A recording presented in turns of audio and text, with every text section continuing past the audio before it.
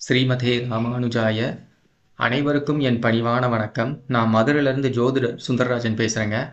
இன்றைக்கி நம்ம யூடியூப் பதிவில் ரொம்ப முக்கியமான ஒரு ஜாதகத்தை எடுத்து ஆய்வு பண்ண போகிறோம். இந்த ஜாதகர் தன்னுடைய தொழிலில் நிறைய நஷ்டம் அடைஞ்சு மேலும் நிறைய கடன்களை வாங்கி அதையும் சிறப்பாக செயல்படுத்த முடியாமல் மஞ்சள் நோட்டீஸ் கொடுத்துருக்காரு. நிறைய சிக்கலில் மாட்டி மஞ்சள் நோட்டீஸ் கொடுத்துருக்காரு. தொழிலில் நஷ்டமடைஞ்சு கடன் வாங்கி மறுபடியும் சிக்கலில் போயிட்டு மஞ்சள் நோட்டீஸ் கொடுத்துருக்காரு. அப்படிப்பட்ட ஒரு ஜாதகத்தை தான் இன்றைக்கி எடுத்து நம்ம ஆய்வு பண்ண போகிறோங்க. இப்போ இந்த ஜாதக ஆய்வு பண்ணுறதுக்கு முன்னாடி ஒரு சில அடிப்படை விஷயங்கள் சொல்கிறேன், நோட் பண்ணிக்கிறேங்க.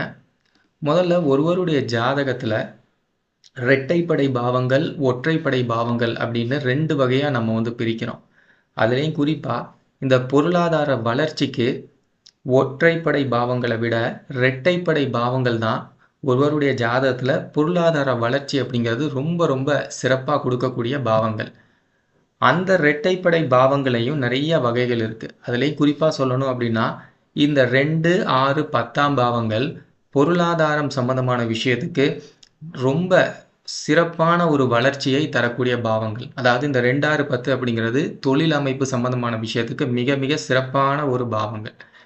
அதே நேரத்தில் எந்த பாவங்கள் நமக்கு பிரச்சனையை கொடுக்கும் அல்லது சிக்கலை கொடுக்கும், அசிங்க அவமானத்தை கொடுக்கும் அப்படின்னா முக்கியமாக இந்த 8 மற்றும் 12ஆம் பாவங்கள் அப்படிங்கிறது நம்மளுடைய பேராசையை தூண்டி ஒரு விஷயத்தில் அதிகமாக, அதாவது ரிஸ்க் எடுக்க வச்சு சிக்கலில் மாட்டிவிட்டு அசிங்க அவமானத்தை கொடுக்கக்கூடிய பாவங்கள் தான் இந்த 8, 12.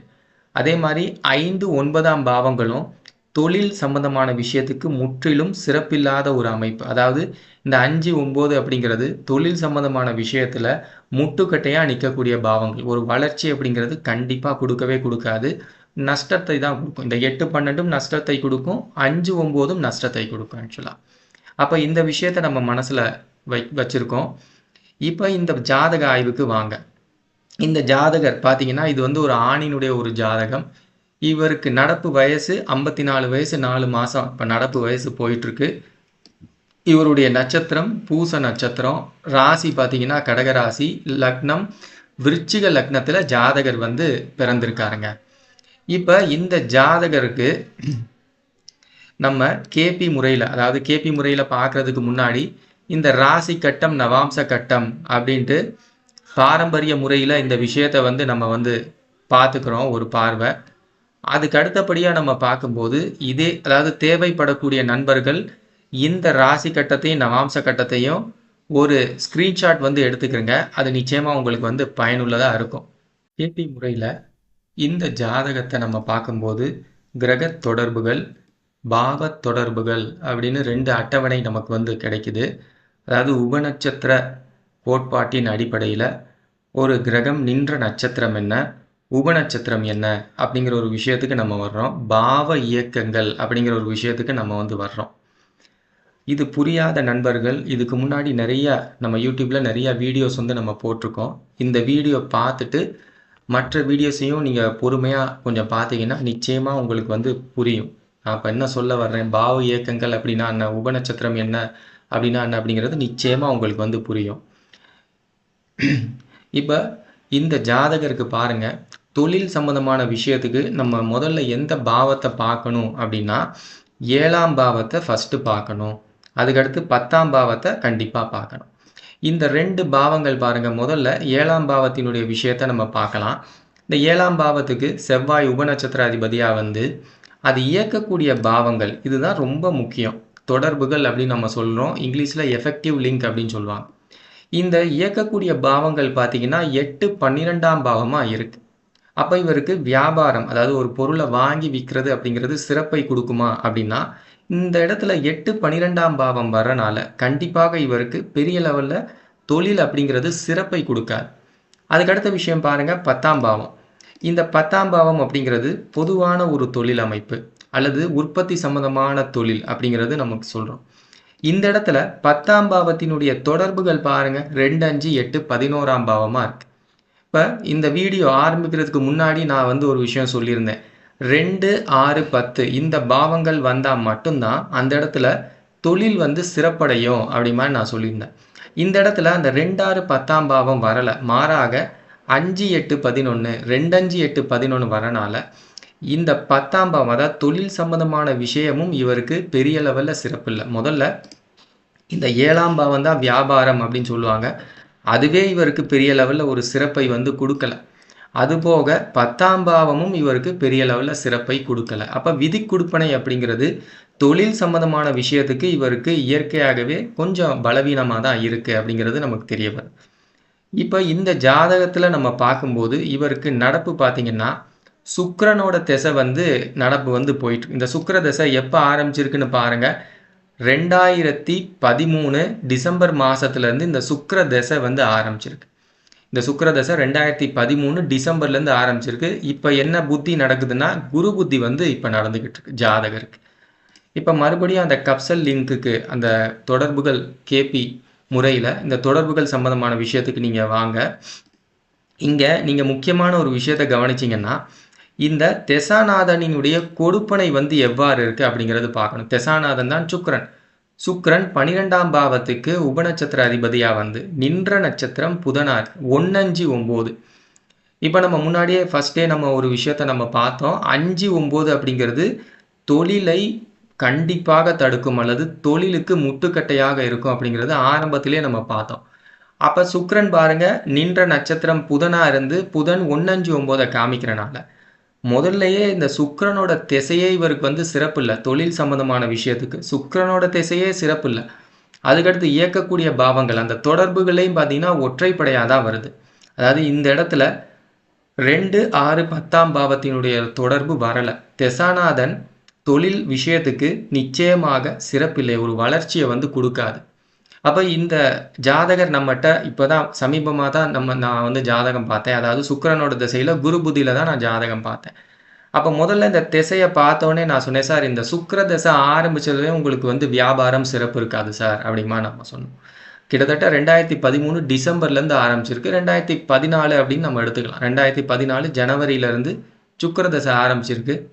2014 இவருக்கு வந்து வியாபாரம் சிறப்பில்லை. நிறைய நஷ்டம், அதாவது நஷ்டப்பட வந்து ஆரம்பிச்சிருக்கார். அப்போ கொஞ்சம் கொஞ்சமாக கடன் வாங்கி இவர் வந்து தன்னுடைய தொழிலை வந்து ஓட்டிக்கிட்டு இருந்தார். அதுக்கடுத்து பார்த்தீங்கன்னா இந்த சுக்கிரனினுடைய ஒரு திசையில் இந்த அதாவது செவ்வாயோட புத்தி வரக்கூடிய காலம். ஏன்னா செவ்வாய் தான் இவருடைய ஜாதகத்தில் 8, 12ஆம் பாவத்தை காமிக்குது. அப்போ முக்கியமாக சுக்கிரனோட திசையில் செவ்வாய் புத்தி நான் அடுத்த பலன் அப்படிங்கிறது அதுதான் சொன்னேன். சார் சுக்கிரனோட திசையில் செவ்வாயோட புத்தியில் நீங்கள் ரொம்ப வந்து கஷ்டப்பட்டிருப்பீங்க சார். சுத்தமாக வந்து பிஸ்னஸே போயிருக்காது. அதே நேரத்தில் உங்களுக்கு வந்து பார்த்தீங்கன்னா நிறையா கடன் அப்படிங்கிறது நிறைய ஏற்பட்டிருக்கும். அதாவது சுக்கிர திசை ஆரம்பத்துலேருந்தே கடன் அப்படிங்கிறது நிறையா ஏற்பட்டிருக்கும். அதுலேயும் முக்கியமாக அந்த செவ்வாய் புத்தி வந்தோடனே கடன் அப்படிங்கிறது பயங்கரமாக ஆயிருக்கும் சார். கட்டுப்படுத்த முடியாத ஒரு கடனாக அது வந்து மாறி இருக்கும் அப்படின்னு சொன்னேன். ஆமாம் சார், பயங்கரமாக கடனாளி ஆயிட்டேன். எனக்கு என்ன பண்ணுறதுனே தெரியலை. செவ்வாயோட புத்தியில் எனக்கு என்ன பண்ணுறதுனே தெரியலை. நிறையா பேர்கிட்ட பேசி நிறையா கடன் வந்து வாங்கிட்டேன். அதுக்கடுத்து ராகுவும் பாருங்கள் இவருடைய ஜாதகத்தில் பெரிய லெவலில் சிறப்பு இல்லை. ராகுவும் பார்த்தீங்கன்னா அவங்களுக்கு ஒற்றைப்படையாக தான் இருக்குது. அதனால் ராகுவோட புத்தியில் ஏதோ கடன் வாங்கி மேலும் மேலும் கடன் வாங்கியிருக்கார். அதாவது சுக்கிரனோட திசையில் செவ்வாய் புத்தி, அதுக்கடுத்து ராகு புத்தி, இந்த இந்த இந்த விஷயத்தில் இந்த புத்திகள் வரக்கூடிய நேரத்தில் நிறைய வந்து கடன் வாங்கியிருக்காரு இவர். இப்போ நம்மகிட்ட வந்து பார்க்கக்கூடிய நேரம் பார்த்தீங்கன்னா குருவோட புத்தியில் வந்து நம்மகிட்ட வந்திருக்கார். இந்த குரு பாருங்க இவருக்கு 4, 8, 12ஆம் பாவத்துக்கு உபநட்சத்திர அதிபதியாக வந்திருக்கார். குரு இவருடைய ஜாதகத்திலே மோசமான ஒரு கிரகம். அதாவது இவருடைய ஜாதகத்தில் செவ்வாய் வந்து மோசமான கிரகம், புதன் மோசமான கிரகம், குரு வந்து மோசமான கிரகம். அதாவது தொழில் சம்பந்தமான விஷயத்தில் அசிங்க அவமானம் படக்கூடிய தருணம் அப்படிங்கிறது இந்த கிரகம் வந்து இவங்களுக்கு வந்து கொடுக்கும். அப்போ இந்த குரு தசை பார்த்தீங்கன்னா ரொம்ப ரொம்ப பிரச்சனைக்குரிய ஒரு அமைப்பில் இருக்கு. ஏன்னா குரு 4, 8, 12க்கு நட்சத்திர அதிபதியாகவே வர்றார்.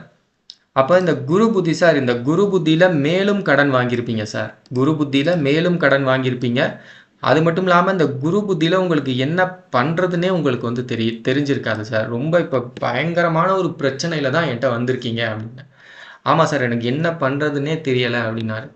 சார் இந்த குரு புத்தியில் இந்த செவ்வாயோட அந்தர காலம் வரும். இந்த குரு புத்தியில் செவ்வாயோட அந்தர காலம் வரும். அப்போ இந்த குருவும் செவ்வாயும் சேர்ந்து நடத்தக்கூடிய காலகட்டத்தில் கண்டிப்பாக உங்களுக்கு பிரச்சனை பெருசாகும் சார். கண்டிப்பாக உங்களால் சமாளிக்க முடியாது. உங்களால் கடன் அடைக்க இந்த குரு புத்தி முடிகிற வரையிலுமே கடன் அடைக்க முடியாது உங்களால். அதனால் வேறு வழி என்னவோ அதை வந்து பாருங்க அப்படிமான்னு நான் சொல்லியிருந்தேன். கரெக்டாக பார்த்தீங்கன்னா அந்த குரு புத்தியில் செவ்வாயோட அந்தரம் வந்தோடனே இவர் வந்து அந்த மஞ்சள் நோட்டீஸ் அப்படின்னு சொல்லுவாங்க, அதை வந்து கொடுத்துட்டார். தன்னுடைய பிஸ்னஸ் சம்மந்தமான விஷயத்தில் யார் யாரெல்லாம் இன்வெஸ்ட் பண்ணாங்களோ இல்லைனா வாடிக்கையாளர்களுக்கு மஞ்சள் நோட்டீஸ் கொடுத்துட்டு இவர் வந்து இப்போ ஒரு பெரிய ஒரு சிக்கலில் தான் ஜாதகர் வந்து இப்போ இருக்கார். அப்போ ஒருவருடைய ஜாதகத்தில் நம்ம கேபி முறையில் பார்க்கும்போது ஒரு சில விஷயங்கள் நமக்கு தெளிவாக முன்கூட்டியே வந்து தெரிய வருது. என்னென்னா அடுத்து வரக்கூடிய புத்தி இவருக்கு எப்படி இருக்கும், அடுத்து வரக்கூடிய திசை வந்து எப்படி இருக்கும் அப்படிங்கிறது நமக்கு ரொம்ப தெளிவாக தெரிய வருது. முதல்ல ஒரு திசையோட பலம் எவ்வாறு இருக்குது அப்படிங்கிறது நமக்கு தெரியும். என்னென்னா இப்போ ஜாதகர் பிஸ்னஸ் பண்ணுறாரு அப்படின்னா அந்த பிஸ்னஸுக்கு உண்டான விஷயங்கள் இந்த திசை வந்து சப்போர்ட் பண்ணுதா அப்படிங்கிறது தெரியும். திசை ஆரம்பத்துலேருந்தே இவருக்கு வந்து எச்சரிக்கை தான் பண்ணிட்டு இருக்கு. சுக்கிரன் 12ஆம் பாவத்துக்கு வந்து புதன் 5, 9 திசாநாதன் ஆரம்பத்திலிருந்தே இவருக்கு பிஸ்னஸ் வேண்டாம் அப்படிங்கிற ஒரு எச்சரிக்கை தான் ஜாதகருக்கு வந்து பண்ணிட்டு இருக்கு. ஆனால் இவருடைய லக்ன சப்ளாடு செவ்வாயா வரனால இந்த இடத்துல இவருக்கு லக்ன சப்ளாடு செவ்வாயா வரனால இந்த செவ்வாய் 8, 12ஆம் பாவத்தை காமிக்கிறனால இவர் ரிஸ்க் எடுத்து நிறையா கடன் வாங்கி தன்னுடைய பிஸ்னஸை வந்து தொடர்ந்துருக்காரு. அதனால் இந்த திசை சொல்கிற பேச்சையும் மீறி இவர் வந்து பிஸ்னஸ் வந்து பண்ணியிருக்காரு.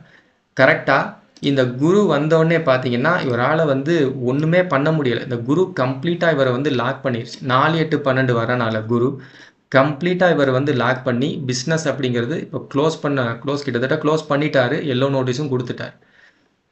அதுக்கு அடுத்த பிறகு நம்மகிட்ட வந்தார். இந்த எல்லோ நோட்டீஸ்லாம் கொடுத்த பிறகு நம்மகிட்ட மறுபடியும் சார் நீங்கள் சொன்ன மாதிரி அப்படியே நடந்துருச்சு சார், இப்போ நான் என்ன பண்ணுறதுன்னே எனக்கு தெரியலை சார் அப்படி மாதிரி கேட்டார். சார் இந்த பிரச்சனையெல்லாம் கொஞ்ச நாள் போகட்டும், கொஞ்ச நாள் அப்படியே விட்டுருங்க. அதுக்கடுத்து உங்களுக்கு இந்த தொழில் அப்படிங்கிறதெல்லாம் உங்களுக்கு வந்து செட் ஆகாது சார். தொழில் வியாபாரம் இதெல்லாம் உங்களுக்கு வந்து செட் ஆகாது. அதனால் ஒரு சம்பள வேலைக்கு நீங்கள் வந்து இப்போதைக்கு போங்க. அதாவது அதுவும் தெரியாத நபர் கூட போகாதீங்க. தெரிஞ்ச ஒரு வட்டாரத்திலேயே மேற்பார்வையாளராக ஒரு சம்பள வேலைக்கு போங்க சார் அப்படிமா நான் சொல்லியிருக்கேன். என்னன்னா 6ஆம் பாவத்துக்கு சூரியன் அப்படிங்கிறது அட்மினிஸ்ட்ரேஷன் மேற்பார்வையாளர் அப்படிங்கிற மாதிரி. அதனால் 6ஆம் பாவத்துக்கு சூரியன் வரனால சார் மேற்பார்வையாளராக உங்களுக்கு தெரிஞ்ச ஒரு இடத்துல சம்பள வேலைக்கு போங்க. அதுதான் இப்போதைக்கு உங்களுக்கு வந்து நல்லது. மறுபடியும் நான் தொழில் பண்ணுறேன், முதலீடு பண்ணுறேன் அதுன்னு சொல்லிட்டு தேவையில்லாமல் போய் மாட்டிக்கிறாதீங்க. ஏன்னா உங்கள் ஜாதகத்தில் அதுக்குண்டான கொடுப்பனை வந்து சிறப்பில்லை. முக்கியமாக அந்த சுக்கிரன் இந்த திசையே உங்களுக்கு சிறப்பில்லை. விதி கொடுப்பனை ரீதியாகவும் நம்ம பார்க்கும்போது 10ஆம் பாவமும் உங்களுக்கு வந்து சிறப்பில்லை அப்படின்னு நம்ம பார்க்கும்போது தொழில் அப்படிங்கிறது உங்களுக்கு செட் ஆகாது. சம்பள வேலைக்கு போங்க, அதுதான் உங்களுக்கு வந்து நல்லது அப்படின்னு சொல்லியிருக்கேன். இவருக்கு கண்டிப்பாக செய்கிறேன் சார் அப்படிங்கிற மாதிரி ஒரு விஷயத்த நம்மகிட்ட சொல்லிட்டு போனார்.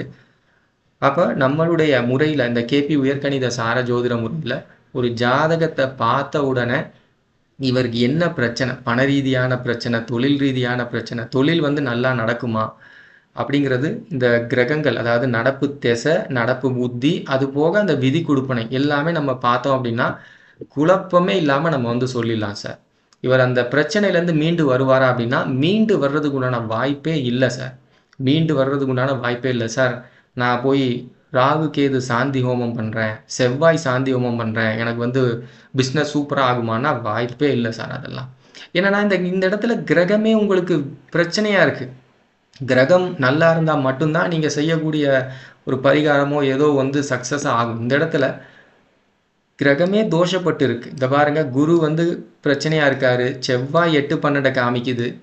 இதெல்லாம் நம்ம விஷயத்தில் ரொம்ப தெளிவாக இருக்குது. இதை விட்டுட்டு நமக்கு வந்து இல்லை சார் அடுத்து வந்து புத்தி மாறுது, நான் சரியாக வந்துடுவேன், 10ஆம் இடத்துல ஒரு கிரகம் எனக்கு ஆட்சியாக இருக்குது, உச்சமாக இருக்குது, அதனால் நான் மீண்டு வந்துடுவேன் அப்படின்னா நம்பிக்கிட்டே உட்காந்துருக்க வேண்டியதான் சார். சரிங்களா? அதனால் நம்ம முறையில் பார்த்தீங்கன்னா எல்லா விஷயத்துக்கும் தெளிவான ஒரு பார்த்த உடனே டக்குன்னு பலன் சொல்லக்கூடிய அமைப்பு அப்படிங்கிறது தெளிவாக இருக்குது. குழப்பமே வேண்டாம் சார். அதே மாதிரி உங்களுக்கும் இந்த மாதிரியான ஜாதகத்தை உங்கள் ஜாதகத்தையும் பார்க்கணும். அடுத்து வரக்கூடிய புத்தி அல்லது அடுத்து வரக்கூடிய திசை எவ்வாறு இருக்குது, உங்களுக்கு வேலையோ அல்லது தொழில் அமைப்போ சிறப்பாக இருக்குமா, அல்லது தேவையில்லாத ஏதாவது பிரச்சனை வருமா அப்படின்னு பார்க்கணும்னா டிஸ்கிரிப்ஷனில் என்னுடைய வாட்ஸ்அப் நம்பர் இருக்குது, தொடர்பு கொள்ளுங்கள். அதே மாதிரி இந்த கேபியை ஆன்லைன் ரீதியாக நீங்கள் படிக்கணும் அப்படின்னு நினச்சாலும் டிஸ்கிரிப்ஷனில் என்னுடைய வாட்ஸ்அப் நம்பர் இருக்குது, தொடர்பு கொள்ளுங்க. தொடர்ந்து பேசலாம். நன்றி, வணக்கம், வாழ்க வளமுடன். ஸ்ரீமதே ராமானுஜாய.